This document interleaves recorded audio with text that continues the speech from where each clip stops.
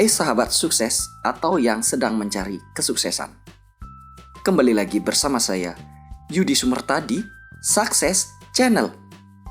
Nah, untuk para orang tua yang sedang menonton video ini atau anak-anak kelas 12 yang ingin melanjutkan perkuliahan, yang masih bingung dalam menentukan jurusan apa sih yang tepat dipilih agar nantinya setelah tamat lancar.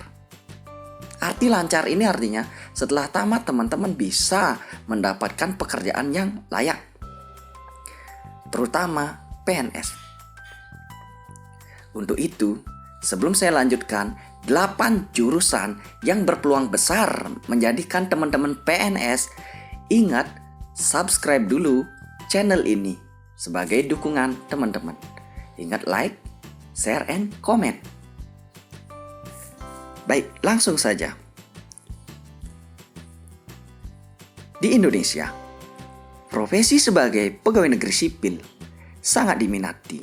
Selain status, berhasil menjadi PNS bisa jadi kebanggaan tersendiri karena dapat menyingkirkan ribuan peserta lainnya. Menjadi PNS dianggap terjamin karena merupakan profesi seumur hidup.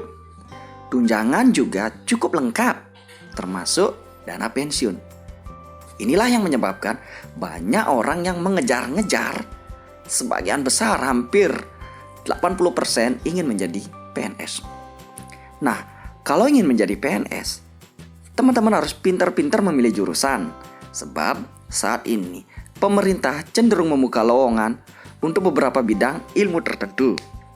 Karena itu, ada baiknya teman-teman mengetahui jurusan apa saja yang punya peluang besar untuk bisa kita daftar, sehingga nantinya setelah tamat berpeluang besar menjadi PNS. Nah, kenapa saya memakai kata-kata peluang besar?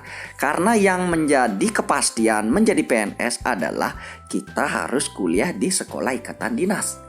Nah, kalau sekolah ikatan dinas ini sudah barang tentu pelamarnya sangat banyak sekali. Itu sangat bersaing dengan banyak orang. Nah, seandainya teman-teman gagal dalam bersaing mencari ikatan dinas, sekolah ikatan dinas, mungkin beberapa tips dari saya bisa dijadikan acuan, bisa dijadikan pertimbangan dalam memilih jurusan yang tepat. Langsung saja. Yang pertama adalah kesehatan. Setiap penerimaan CPNS, jurusan kesehatan selalu membuka lowongan formasi kesehatan ini dimulai dari dokter, perawat, apoteker, farmasi, perekamedik, kesehatan lingkungan, kesehatan masyarakat, kesehatan gizi, dan lain sebagainya. Biasanya formasi ini ditempatkan di tempat pertama karena sangat dibutuhkan. Gajinya pun cukup tinggi, terutama dokter spesialis. Nah, dari beberapa jurusan yang saya sebutkan barusan, tentu tidak semua memiliki peluang yang sangat besar. Nah, apa yang harus teman-teman lakukan? Tinggal teman-teman mengecek. Ya, penerimaan CPNS tinggal cek aja formasinya. Pelamarnya berapa? Nah, itu yang harus dilakukan sejak dini. Agar bisa, ini cocok nggak saya ada di jurusan kesehatan misalnya. Saya ingin di jurusan kebidanan. Apakah cocok saya berada di kebidanan? Coba cek formasinya. Coba cek pelamarnya bagaimana. Coba cek grade nilainya.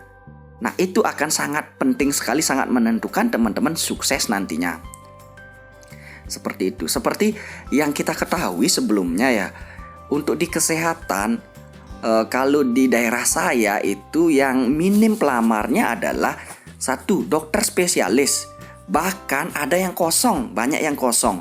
Ternyata tidak mendaftar di dokter spesialis.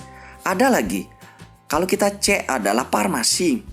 Nah, setelah dicek pelamarnya ini sangat minim. Mungkin karena jurusannya tidak terlalu familiar. Ya, kalau di tempat saya ini karena lebih cenderung orang kuliah di kependidikan. Mungkin itu salah satu yang menjadi penyebabnya. Nah, untuk meyakinkan silakan teman-teman yang ingin berkuliah di kesehatan cek lagi di daerahnya, cek lagi kebutuhan di daerahnya, di kebutuhan provinsinya. Bagaimana jurusan yang dipilih, apakah cocok, grade nilainya bagaimana. Kalau tinggi-tinggi sesuaikan dengan kemampuan teman-teman. Nah, ini bisa cek dari SMA bagaimana. Kalau teman-teman berada di peringkat tengah-tengah gitu misalnya, mungkin hindari grade yang nilainya terlalu tinggi. Nah, karena kita ketahui biasanya seperti perawat itu lumayan tinggi-tinggi nilainya. Terus pelamarnya juga banyak. Nah, seperti itu. Jadi itu perlu analisis. Nah, saya serahkan ke teman-teman lagi. Nah, jurusan lain untuk yang kedua adalah manajemen. Nah, walau terdengar biasa, jurusan manajemen selalu dibutuhkan. Organisasi, perusahaan, sekolah, hingga pemerintahan membutuhkan manajemen. Karena itu, bidang ini selalu masuk dalam formasi penerimaan CPNS. Nah, ini sangat mengejutkan sekali di tahun 2020 barusan yang lewat ini, bahwa jurusan manajemen sangat banyak sekali dibutuhkan. Nah, terutama ditempatkan di masing-masing sekolah. Mungkin sebelumnya ya, kalau kita ketahui pengalaman di sekolah, yang pegang dana BOS atau yang melakukan hal itu adalah dari guru. Nah, mungkin ini penyebabnya guru itu tidak cocok karena tugas guru adalah mengajar. Maka dari itu perlu khusus yang menangani di bidang pendanaan. Jadi sangat banyak sekali dibutuhkan jurusan manajemen ya. Entah itu manajemen informatika yang seperti itu. Jadi jelas ya, yang memilih untuk manajemen dipikir-pikir dulu, silakan cari tahu informasi di daerahnya. Bagaimana peluang dari manajemen ini dan jurusan-jurusan apa sih yang besar sekali peluangnya untuk dibuka. Itu saya serahkan ke teman-teman untuk mencari.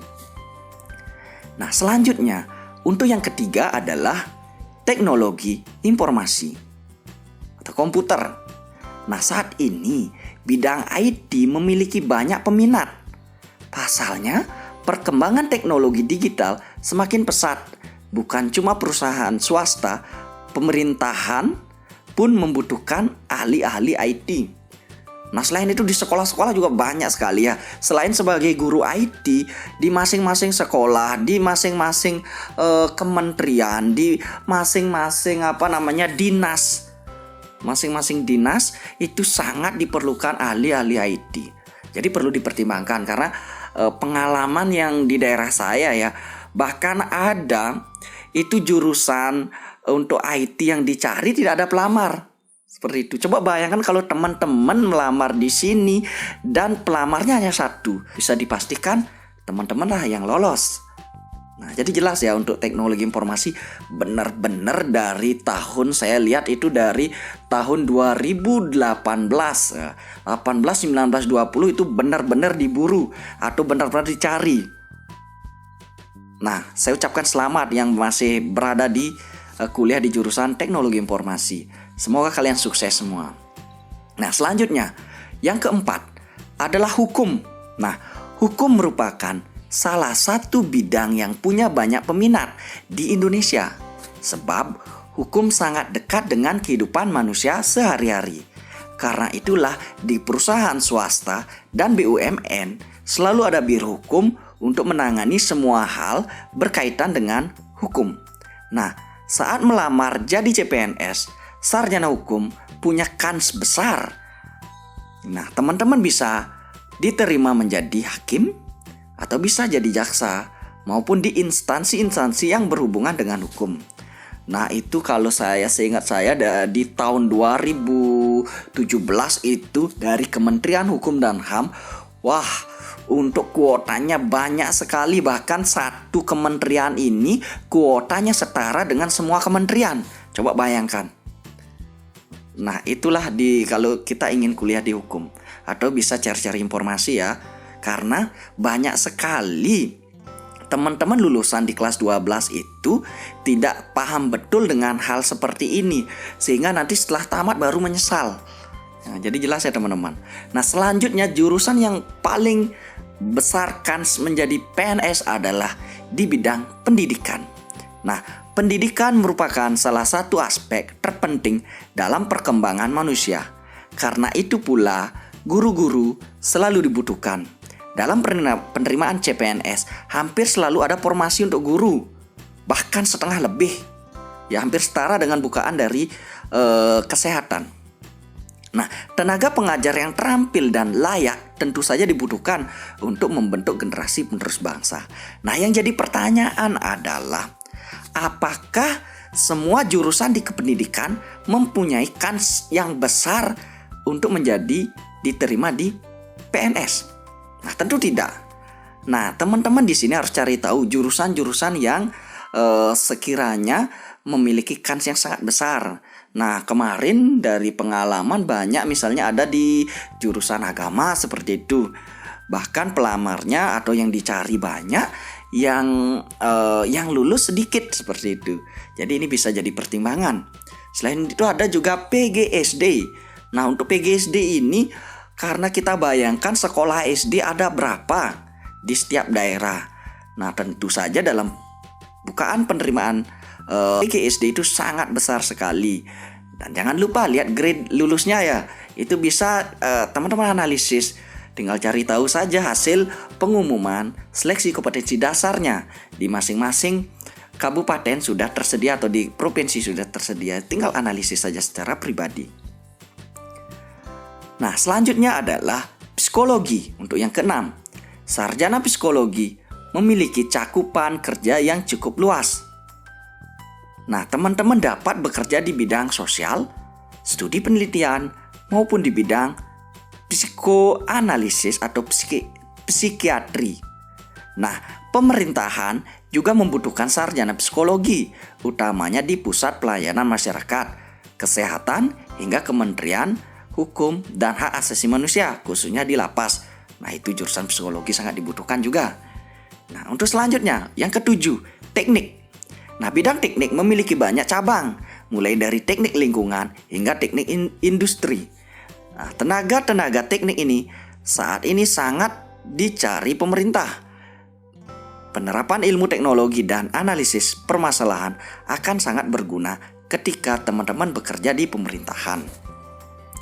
Nah, yang kedelapan adalah bahasa Inggris. Nah, sebagai bahasa internasional, tenaga ahli bahasa Inggris akan selalu dibutuhkan pemerintah.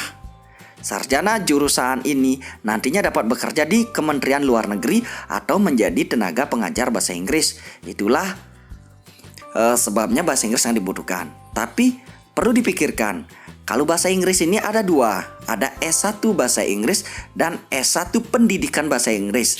Nah, mungkin yang dimaksud di sini adalah bahasa Inggris untuk ilmu murninya, S1-nya ya.